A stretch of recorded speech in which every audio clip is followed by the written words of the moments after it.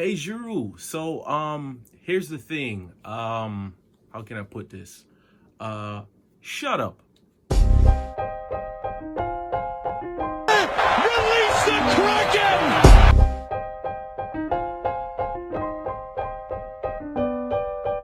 It's a stretch, and it's in! And I can't remember the last time I saw something like this! Aguero!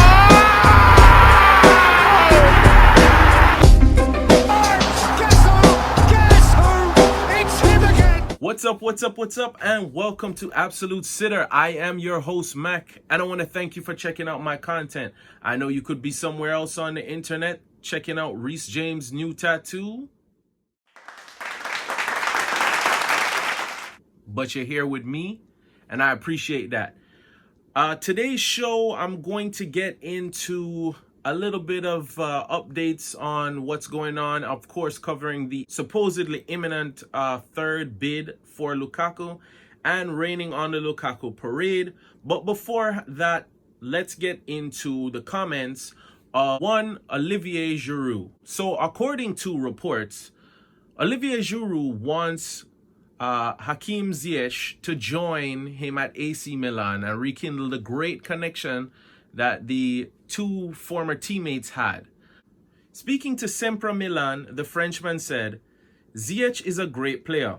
We have a great connection even though we played few games together. He has a top left foot, has experience, and is very good technically. It would be nice to play with him again." Now, my opinion on this story, all jokes aside, is you have to look at the context in which this comment is saying. Is he saying that he would like to play with Ziyech again? Of course, he would like to see him there. But is it as sensationalized as the headline is making it out to be?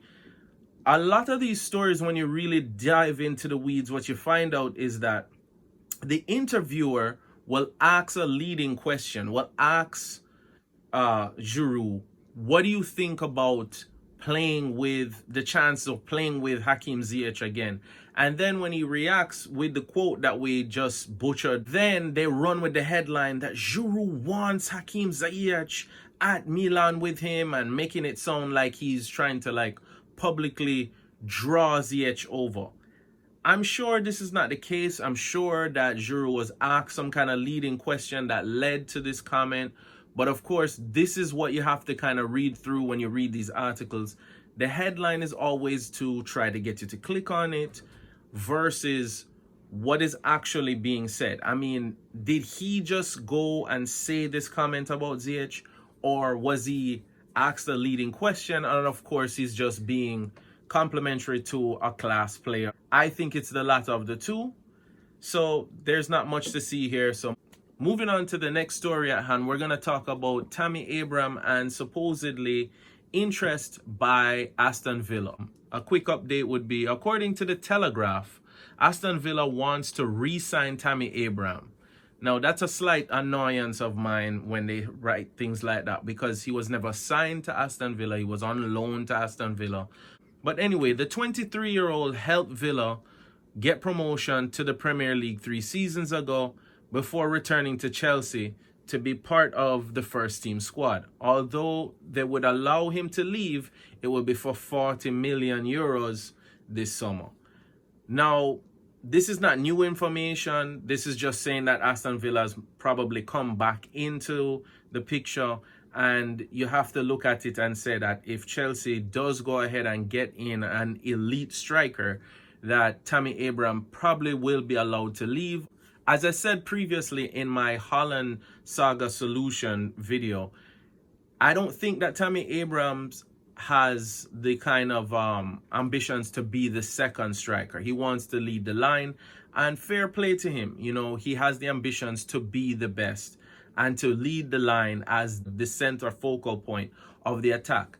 I just don't think that he's there currently, and maybe a move away, even if it's on a temporary basis, would suit him better. And just like who is being linked to come back, like Romelu Lukaku, he might go somewhere for a couple of years, and Chelsea might be ending up doing the same thing, buying him back on big money. So now finally to what the video should be really all about, which is raining on the Lukaku parade.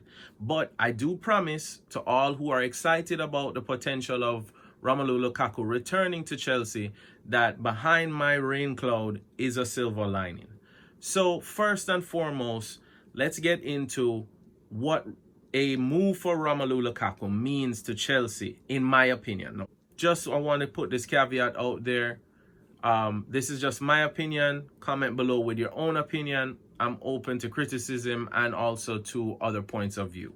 Romelu Lukaku is a great striker. It's not that I think that he'll come back to Chelsea and flop, but there are a number of things that will make this move questionable. The first thing you have to look at is the price tag.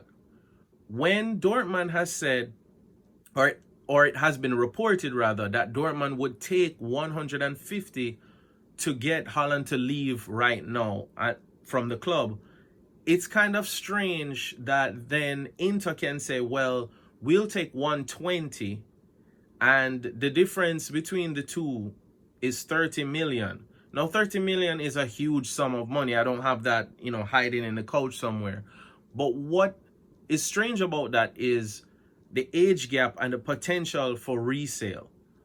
Originally, the whole idea of not going for Aubameyang a couple of years back was Aubameyang was 28 and that we needed to go for someone who would have resale value. When you look at buying a 28-year-old, so this, in fair play, this also goes for Harry Kane as well,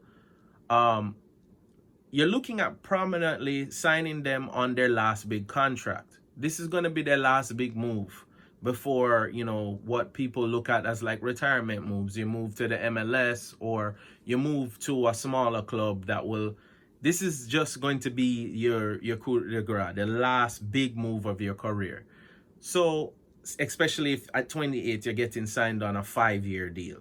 So the issue I have is to say that there's a gulf of 30 million be the difference between signing a 22-year-old and a 28-year-old is kind of puzzling to me, especially because we got all of that windfall from winning the Champions League.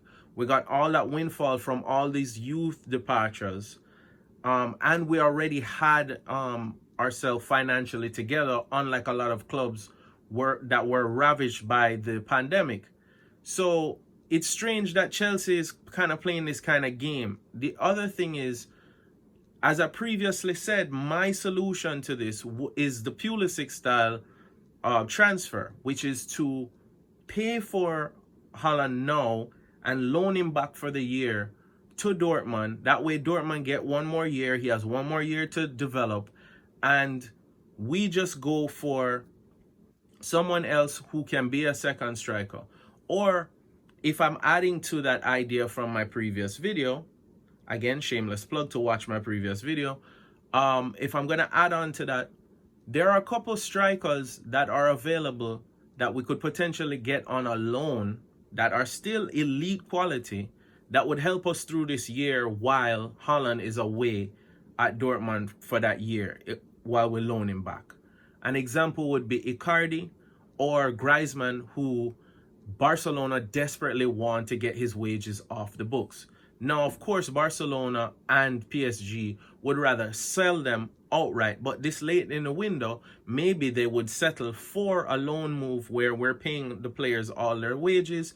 This player can put themselves in the shop window, show what they can do, and hey, maybe for the year, win what they can win with Chelsea, or Premier League, take a shot at winning the Champions League again, who knows, and so forth. Pad their stats, do whatever. We know what the deal would be if we would sign one of those two on a loan move. Or a move for a Danny Ings, somebody who is okay with playing second banana, or just work with what we have for a year to get Haaland in next year. Signing Romelu Lukaku means definitively that we are not getting Haaland next year. Even if we have the funds, you would have to change the structure of the team to get two alpha male strikers into the lineup. We already are fighting to figure out how we're going to play all of the attackers that we have now, let alone trying to get back into the striker pool. And then why would you spend over 100 million on a striker who was your original target? It worries me for two reasons. A lot of people are saying if we don't sign him now, this is going to give him the pathway to Manchester United, which is true. All the signs are there. They have Cavani now. He'll probably be done by next year, and it only makes sense. My real worry is that if Man City, who knows they don't have to push the envelope for Harry Kane, doesn't push the envelope for Harry Kane, we've seen Pep Guardiola is fine with playing without a striker. The idea that he has to replace Kun Aguero is kind of laughable when you see the amount of minutes that Kun Aguero actually played last year. It's quite easy that Man City could go one more year without a centre forward of that caliber, still probably retain their Champions League spot, still retain even the Premier League at that, and make a run at the Champions League, still go at all their goals, and then turn around next year summer and spend just around the price range that they're comfortable spending, around 60 million, which will be his release clause. So that's my big worry, is that a move for Big Ram means definitively we're not getting Haaland. Now, if you look at Romelu Lukaku's style of play, yes, his diet has changed. He has slendered down somewhat, but he is still a big physical center forward.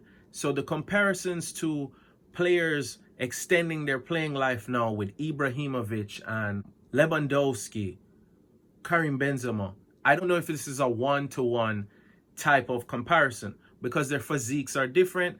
And comparing two other players in our squad, looking at Hudson-Odoi and Ruben Loftus-Cheek, who had the same injuries, you can see that coming back from injury, one, because of their build, took longer than the other, and just the different factors that go into that. That's not to say that Romelu Lukaku is injury prone, but it's to say that the wear and tear of the sport, which just gets more elongated each season with more competitions and more games to play and more friendlies, that a 28-year-old at that amount of money, to me, is more of a gamble than bringing in a 22-year-old with fresh legs, fresh in the game. Another caveat, to a counterpoint rather, to an argument that I hear, is that this would be Romelu Lukaku's last big move, so he would really play for the short, whereas maybe Erling Haaland in 2 years' time would be looking for a move again to your Real Madrids or Barcelona. This to me is, in my opinion, with no disrespect to people who hold that opinion, this is a very small club mentality. Chelsea is an elite club and they need to start behaving like an elite club. This is not the first go at an elite talent. When we brought in Hazard at a similar age, we weren't worried that Hazard was going to leave in just 2 years. If you look at the amount of time you're expecting to get out of big Romelu Lukaku, which is maybe 3 to 5 years, that's relatively the amount of time that you would expect, unless our club is just disastrous and falls out of the Champions League places and so forth, for Erling Haaland to spend there before maybe looking to moving to a Real Madrid or another big move like that. At that point, he would still be an asset and still be worth huge money, still can make back some of that money, if not more money, on the money that was spent to bring him in, and fund the move for his replacement. Romelu Lukaku, although we can win a lot with him, and as I said, there will be a silver lining at the end of all of this, would mean more goals, definitely means that once he's done, that's it. There's no recouping anything. It's going to be like Giroud, where maybe by some kind of wheeling and dealing, we get a 2 million on him or something like that. Whereas Haaland, big money is the potential for a move in 4 to 5 years. It's about the same time frame that you're looking to get out of Romelu Lukaku before he'll be out of his prime, that you would think that you would get from Haaland before he would think about making a move. Chelsea has to stop this fear of having like the idea that elite players that are on the ascendancies, your Mbappes, your Haaland, those type of players, would sign for Chelsea and want to leave in 2 years unless they're just being run inefficiently. We have to be able to believe in ourselves, to be able to sustain that kind of level of talent. Or else, why else are we doing this? Now, I think I've gotten into all of my reasons why I think that Romelu Lukaku is the wrong move. And it's solely based on the fact that I think that a move for him definitively means not making a move for Haaland. So on to the silver lining. 1, does Romelu Lukaku improve Chelsea? Hands down, lights out, yes. The idea that Romelu Lukaku is the same player that left Chelsea or left Manchester United is an absolute fallacy. He has blossomed, and actually years ago I kind of predicted that, unfortunately, looking at Romelu Lukaku, he would fall in Drogba's mold and be a late bloomer. So this is right around the time that I thought Romelu Lukaku would become elite. So it's not to say that I don't think he's an elite striker. Do I think we'll be title favorites with Lukaku? No. But do I think we're in title contention with him? Absolutely. And it also has to be said that we're in contention to retain the Champions League as well with Romelu Lukaku. Another thing is, there are reports that Thomas Tuchel wants him. That's the biggest caveat and the biggest gear that you can throw in my argument. Because as I said before, the guy that won us the Champions League with no transfers in 5 months, any player that he wants on board, and it's within the power of our board and whoever is involved to get them, just get him the player. Hopefully this report that Thomas Tuchel is actually excited about getting Big Ram into the team is true. And if that's true, then I'll have to jump reluctantly on board with signing Romelu Lukaku. But you guys, let me know below. Remember, hit the like, share, subscribe, hit the bell notification so you'll see when I do my next upload. And please, please, please, if you agree with me, go ahead and comment. But if you disagree with me, I really need you to comment, because I really want to hear what you guys think. So until the next video, don't get caught in front of goal and miss an absolute sitter.